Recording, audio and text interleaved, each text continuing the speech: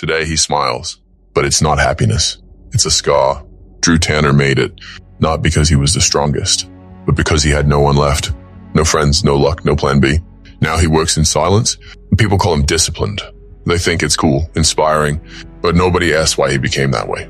They weren't there. That night, November 22, when he stared at his own reflection for 47 minutes. Without saying a word, without shedding a tear, just staring like he was asking, how did I end up like this? Rain was hitting the windshield. The radio was off. The world outside kept moving. And Drew didn't move an inch. Ever felt like that? Trapped inside yourself? They didn't see the moment he thought about jumping, when he leaned over that bridge rail and the wind felt more welcoming than his own home. And then he laughed, quietly, alone, because it hit him. No one was coming. And for a second, that freed him. Drew didn't choose to win. He just refused to die like that. And now he gets up before sunrise, runs like he's haunted, studies like he was once called stupid, trains like he was thrown away, and builds like he's out for revenge, but against his past self. This isn't some motivational video. It's a warning. As long as you're still alive, there's still time to become someone who can save you. Silence, deep breath, hard cut. This is Drew Tanner's story, but it could have been yours. Drew Tanner didn't fall into a hole. He slid down for months, and no one noticed. No one sees when you start dying inside. Because on the outside, everything looks fine.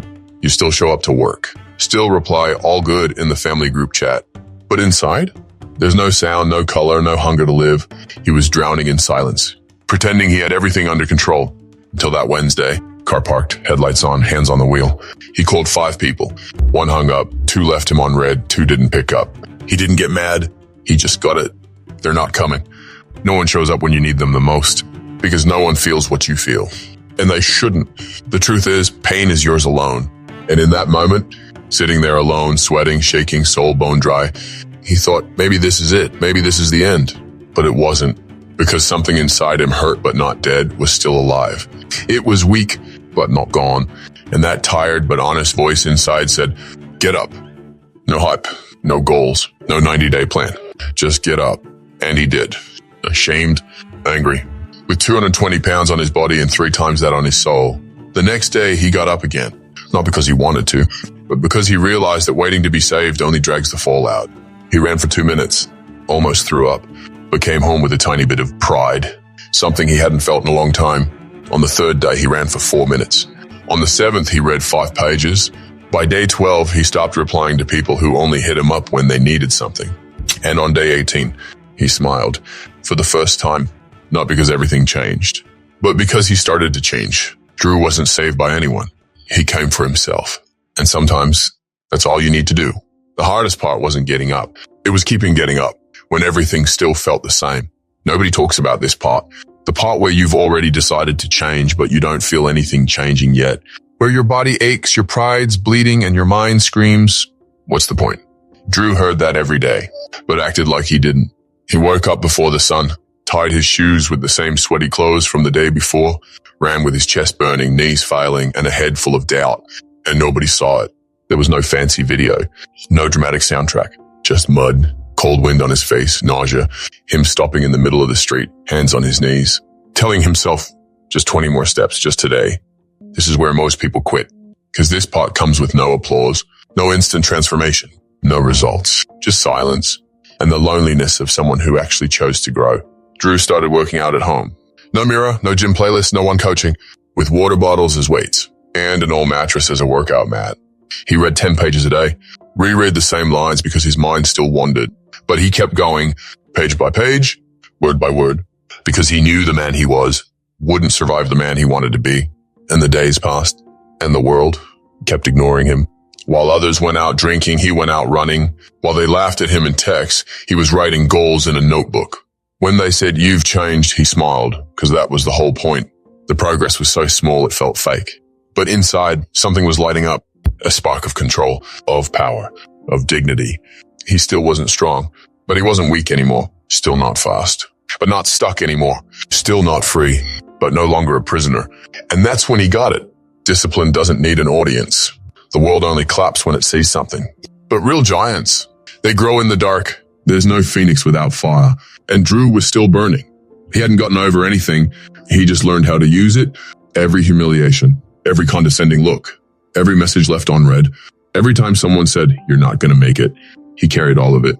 But now it was different. It wasn't a burden anymore. It was fuel. The workouts weren't punishment anymore. They were answers. When his muscles screamed, he smiled, because every rep was a punch thrown at the past. "You're lazy." One more set. "You never finish anything." 5 more minutes of running. "You think you're all that?" Another page devoured like truth. He started performing. No audience. No Instagram stories. No mirror selfies. While everyone else was stuck in loops, Drew was evolving like someone trying to get revenge on the version he used to be. Because deep down, that's what it had become. Revenge. Not against others. Against his old self. The guy who said later. The guy who begged for attention. The guy who blamed everything except himself. Drew hated that guy. So he killed him a little more every day. With discipline, sweat, and silence. His mind started to change. He stopped looking for shortcuts. Because he knew the same pain that broke you can be the pain that builds you.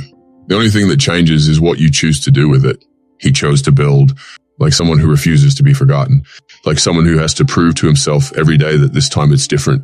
He made plans, met goals, faced bad days without whining, cut what slowed him down, learned to say no, stopped explaining himself. He wasn't the guy who almost jumped anymore, but he still remembered, and that's exactly why now he was rising. 1 step a day, 1 silent week at a time, 1 better version per month. Because when you build like you're out for revenge on your past, the future doesn't stand a chance. It's already yours. Drew Tanner isn't real. He doesn't have a government ID, no birth certificate. No one picked him for anything. He's a construction, a rough draft that bled until it became structure. A silence so heavy it turned to steel. A reflection of everything someone can become if they just stop running.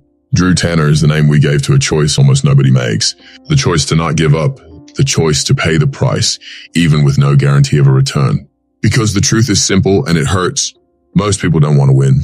Most people just want to understand why they failed and use that as an excuse to quit.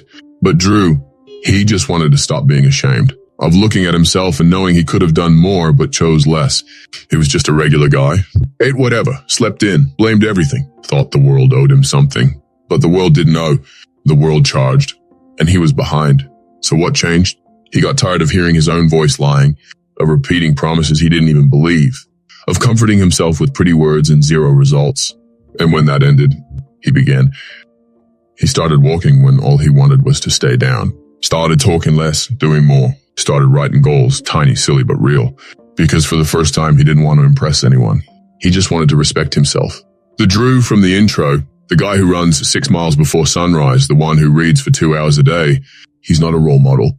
He's a product of pain that didn't become drama, of rage that didn't turn into revenge on others, but revenge against mediocrity, of silence that didn't become giving up, it became focus. He fell so many times the ground became familiar, cried so much he started drying up inside. And it was only then, when there was no applause left, no excuses, no distractions, that character was born. That's why I'm telling you, Drew Tanner doesn't exist. He's an idea, a blueprint, and blueprints, they can be copied, improved, applied. This story was never about him. It was about you. If you got this far looking for a formula, I'm sorry. What you got was a reminder. You're alive. That means you still have time to rebuild yourself, but do it right. With rage, yes. With pain, sure. But with dignity, because the world's full of victims already. What it needs is silent strength, and no one gives you that. You become it. Now close this video. Go ahead, close it. But take this with you. If you keep treating yourself like someone who can't, no one will treat you like someone who can. If you keep waiting for permission, life will keep ignoring you. Drew Tanner doesn't exist. But you do. And if you've decided you're done dying while still alive, then get up and start. Today, no guarantee, no audience, no applause, just silence, just pain, just drive. Be that guy, or die trying to convince yourself that guy was just a character.